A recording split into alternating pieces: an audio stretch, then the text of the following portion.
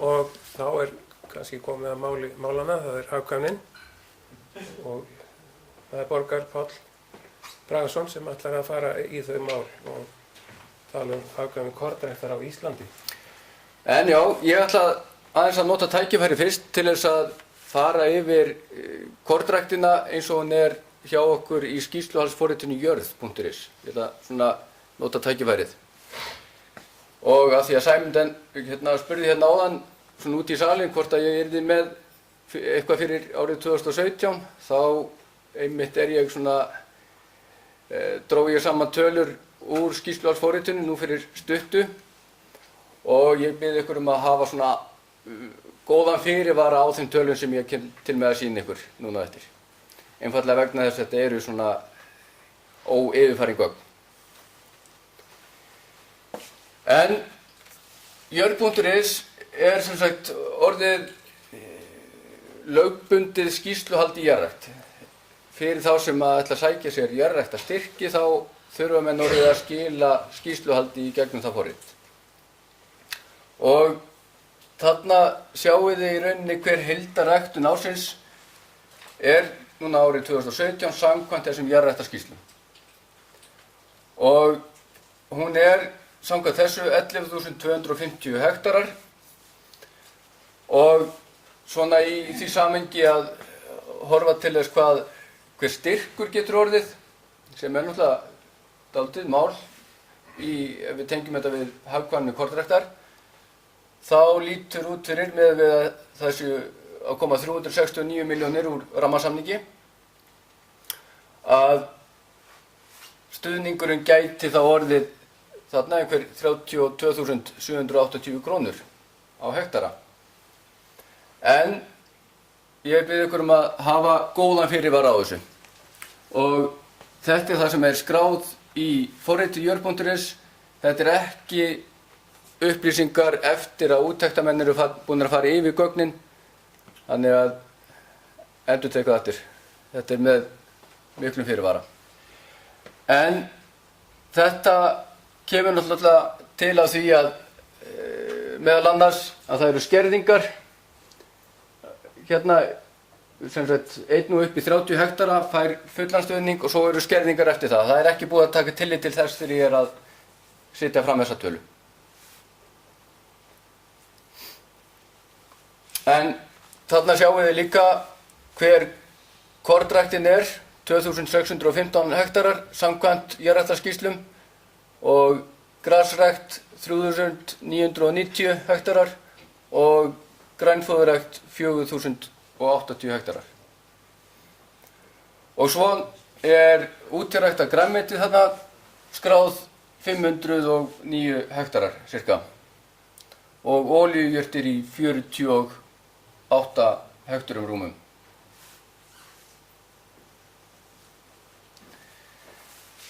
Og til að bæta þá við glæruna hjá Sæmundi áðan, þá hér, hann var nú með lengra tímabil heldur en ég að setja þarna upp, en ef við tökum þá síðustu 5 árin, þá sjáum við þróunina við erum kannski að einbeita okkur að kornræktinni, en hún þið munið eftir að hún var í toppi eða ekki 2009 og hefur verið að dala síðan nema hvað núna lítur út fyrir að hún sé allavega svona standa hún ekki að minnka skulum við segja, miðað við þessar tölur, heldur aukast. Og rétt að nefna það svo sem í þessu samhengi að í þessum tölum frá 2016 og aftur, þar talið með þegar verið að skjólsá með korni og þær tölur vantar inn í árið 2017. Þetta voru held ég rétt 200 hektarar sem voru þannig skráðir árinu 2016. En endurteka aftur, þetta eru óyfirfærin gögn. Ég tók smá svona saman eftir þá búnaðarsambandsvæðum. Ég veit ekki hvað þetta sést vel hjá ykkur. En það ég má vist ekki færa mig langt frá hátalarunum eða mikrofónunum. En það sem sagt Búnaðarsamband Austurlands þarna á... Leysirpoint þarna inni, nei, hérna undir. Já, hérna. Þetta hérna Búnaðarsamband Austurlands og síðan kemur Búnaðarsamband Eyjafjarðar og Húnaþings og Stranda. Hérna eru Norður-Þingeyingar, Skagfirðingar, Suðurlandið, Suður-Þingeyjarsýsla og svo Búnaðarsamtök Vesturlands. Og það svo sem ekkert sem kemur óvart þarna að Suðurlandið náttúrulega langstæðst í þessu.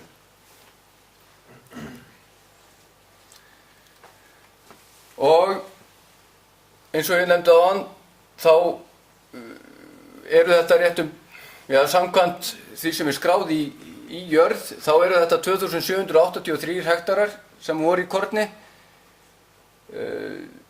Ég nefndi lægri tölu áðan, það vegna þess að það voru réttum 2600 minnum mig, og það það sem var skráð á jarðræktarskýrslu, það sem að menn voru í rauninni þá að væntanlega fara að sækja fyrir.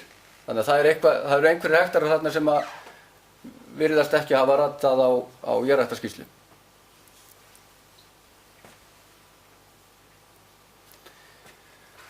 Og síðan skoðaði ég á hversu marga hektara hefði kornuppskera verið skráð. Og hún var bara skráð á 1880 hektara. Þannig að það vantar dálítið af uppskerutölum inn í jörð. Og ég tók það svona saman bara hér hversu mikið væri skráð votverkað og hversu mikið væri skráð þurrt. Bara svona til þess að átta sig á því hvernig hlutföllin eru þar á milli.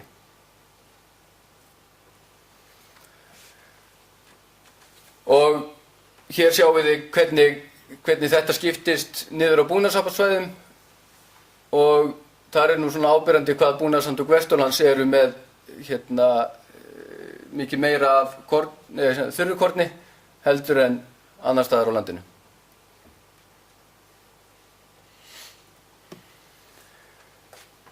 Og það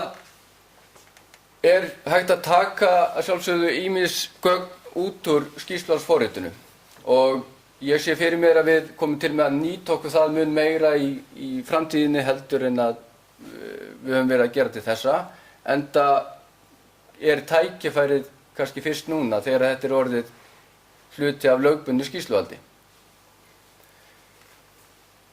Í rauninni ættum við að fara að geta tekið saman gögnum þá hvaða yrki eru vinsælust, við ættum að fara að geta séð hvaða yrki eru með mestu uppskýruna og svo framvegis. En til þess að það geti rauninni orðið þurfum við að hafa vandaðar skráningar og þar kemur til bæði þarf forritið jörð.is að vera með góða leiðavísi að því hvernig á að skrá og síðan þurfa bændur þá að hafa einhverja möguleika heima fyrir að meta hver raunveruleg uppskera Því ég held að það sé oft á tíðum svona ekki alveg sjálfgefið. Hér sjáum við svona bara í kökkuriti vinsælustu yrkin samkvæmt því sem skráð í jörð. Og ég veit ekki hvort það eitthvað að koma á óvart þarna. Krían hérna ræktuð á flestum hekturum. Og þið þekkið þessi yrki, Filippan hérna í 19%.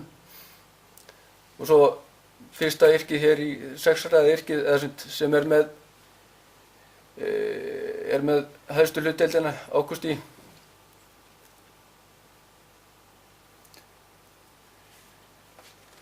Og svo þá hægt að skoða þetta yrkjaval eftir búnaðarsambandsvæðum og átta sig á því á hvaða svæðum eru menn helst að rækta hvað. Það má líka nefna það að í rauninni vegna þess að jörð.is tengd við landupplýsingakerfi, þetta allt saman kortlagt, í rauninni getum við farið að setja þetta fram á mikið skemmtilegri hátt heldur en að setja þetta niður á búnaðarsambandsvæði, heldur getum við einfaldlega farið að setja þetta niður á nákvæmar staðsetningar. og ef til vill getum við farið að leika okkur með gögn veðurfar, jarðvegsgerð og svo framvegis eftir því sem að rauninni gögn eru til.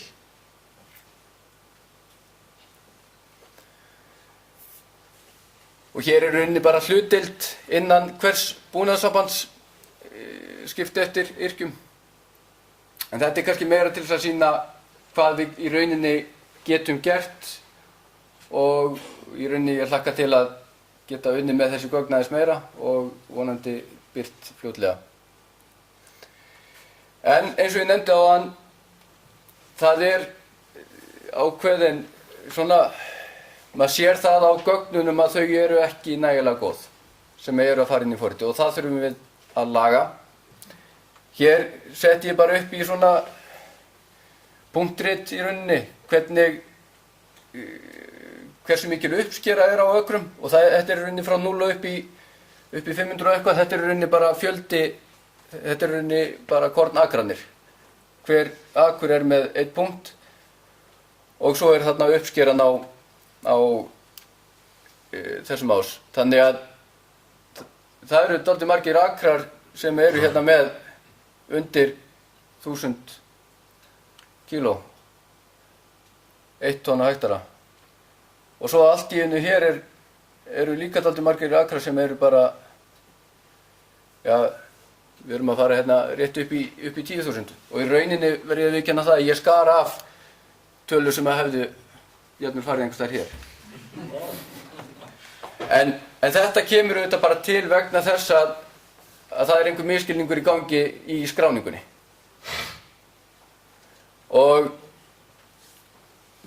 Og hérna, þetta er bara hlutur sem við hljótum að geta lagað. Og niðurstaðan samt, ef við reynum að búa til eitthvað úr þessum gögnum, þá fæ ég upp að meðal uppskeran hafi verið 3400 kíló. Endurtek það sem ég sagði áðan, þetta er óyfirfarið. En þetta er vísbending í það minnsta. Og til sjáum við rauninni uppskeruna hérna eftir búnaðarsambandsvæðum enn og aftur. En það þarf að horfa á það að hversu margir hektarar eru rauninni á bakvið þetta. Ég held að það séu 9 hektarar á bakvið í rauninni þessa meðaltalstölu í Norðurþing. Bara þannig að það séu nú allir, megum ekki alveg ákveða þetta séu bara svona.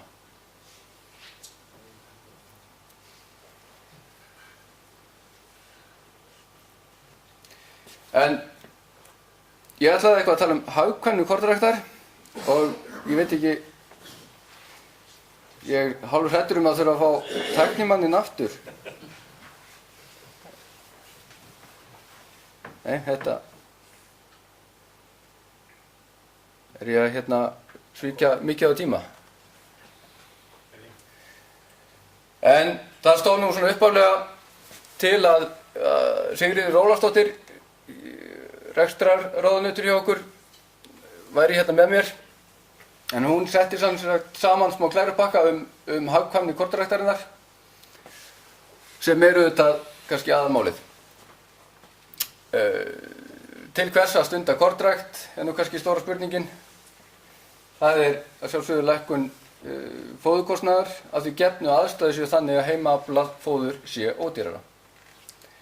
Endurræktun túna, þetta er hluti af sáðskiptum og það er náttúrulega bara gaman að rækta, það er náttúrulega bara stór þáttur af þessu.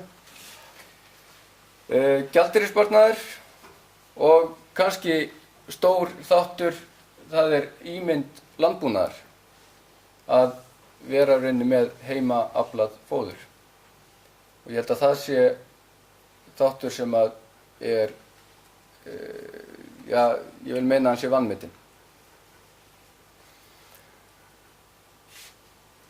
Ísland er á mörkum hins byggilega kornheims eins og kannski er búið að koma hérna fram og við þurfum sérstök yrki, harðgerð og bráðþorska og við erum að sjálfsögðu líka með kosti, það er kalt og það þýðir að við erum með lítið af sjúkdómum, sníkjudýrum og illgresi og fyrir fullan þroska þarf korn 1250 gráður. Markaðsvirði er metið út frá heimsmarkaðsverði og er frekar lágt þessi árin. Og þetta er svo sem ekki stór sannleikur hér að tala um arðsemi er meiri eftir því sem uppskeraði meiri. Hollur er heimafengi baggi. Það er bara á alltaf við.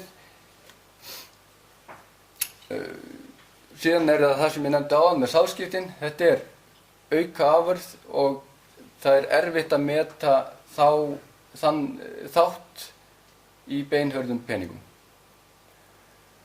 Síðan vilja sumir meina þeir séu að rækta hálm en ekki korn og vissulega það er gleymist oft að telja hálmi með í þegar við tölum hagkvæmni kornræktar.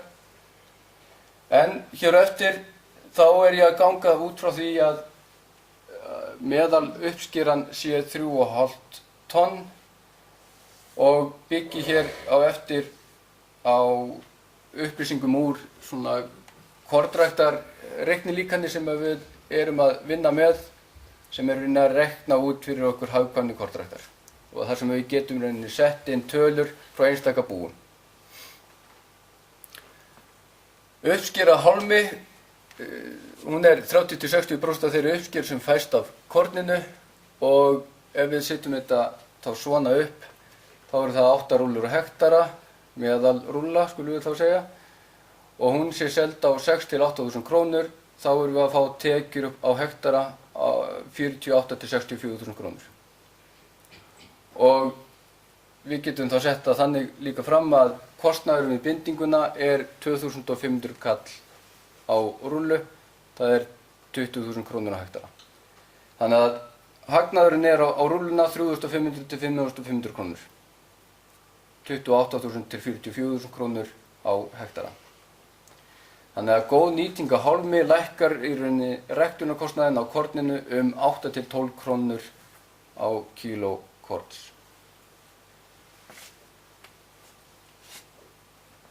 Það má skipta kostnaðinum niður í nokkra þætti. Það er ræktun, þresking, flutning, verkun og geymslu. Það má alltaf segja að þessi ákveðið kostnaður á bakvið ræktunarlandið. Það er aðgengi að ræktunarlandi. Það er alltaf einhver kostnaður sem að fylgir því að þú getur nýtt landið í eitthvað annað. Það eru aðföng, það eru áburður og sáðvara. Það er síðan jarðvinnslan, vélavinna og launakostnaður. Og þetta má setja upp í svona kostnaðartöflu sem að í rauninni gefur okkur þarna að kostnaðurinn við ræktunina sé 76.000 upp í svona 111.000 á hektara. Og þannig að það má setja þetta svona upp. Þresking, hún er almennt unnin af verktaka og kostnaður ýmist áætlaður á hektara eða klukkustund. Það eru vinnulaun, eldsneyti og smurning, viðhald, fastukostnaður og í þessu skiptir nýting þreskivélar í rauninni öllu máli. Og hér sjáum við bara svona hvað þessi fasti kostnaður er stór þáttur ef við erum að tala um þreskinguna.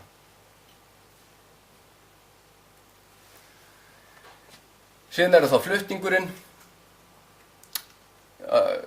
Náttúrulega segir sig sjálft, hærri kostnaður eftir því sem akrar eru lengri frá, en þetta geta verið 3–5 krónur á kíló og þetta mikið meira eftir því sem að menn eru að fara langar leiðir. En eins og hefur verið talað um í skýrslum að kannski hagkvæmni kornræktar, hún felst ansi mikið í því að þetta séu í einhverjum klösum. Það er vegalengd, ökurhæð og magn í hverri ferð sem að skiptir þó máli. Síðan er það þá spurning um verkunina. Það er þurrkun eða votverkun og þar hefur vatnsmagn gríðarleg áhrif hvor aðferðin er notuð og því meira vatn, því meiri kostnaður. Súrsun er rauninni ódýrari en þurrkun en á móti kemur meiri hætta á skemmdum í geymslu. Síðan er það hér þá bara svona samsetning á kostnaði og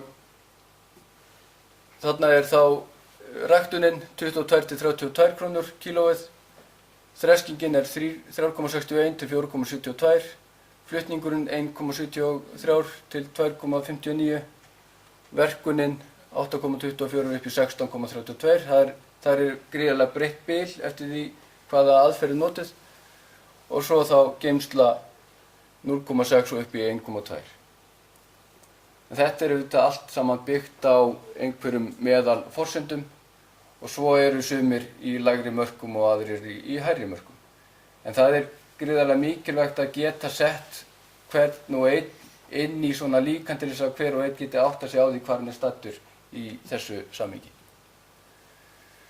Þannig að kostnaður frá Haga í korngeymslu getur verið þetta 36 til 56 krónur á kílóið og ef við tökum þarna hagnað á hálmi sem að geti verið 8 til 12 krónur og jarðræktarstyrk upp á þá 8,9 krónur miðað við 2017, reyndar kannski enn og aftur birt með verulegum fyrirvara og heildarkostnaður að frádregnum hagnað á hálmi og jarðræktarstyrk er þá 19,28 til 35,33 krónur kílóið. Og til viðmiðunar var innkaupsverð fóðursala árið 2014, þið kannski hafið betri tölur, 37 til 46 krónur eftir þurrkstigi og gæðum. Þannig að niðurstaðan er í rauninni þessi. Í góðu árferði borgar kornræksig verður hins vegar alltaf áhættusami bransi sökum veðurskilyrða. Hálmurinn skiptir gríðarlega máli þegar verið er að meta hagkvæmni kornræktar, enda er undirburður dýr í innkaupum. Og svo er þetta líka alltaf spurning hvers virði er yndisarðurinn af kornrækt fyrir þá sem er henni unna. Takk fyrir.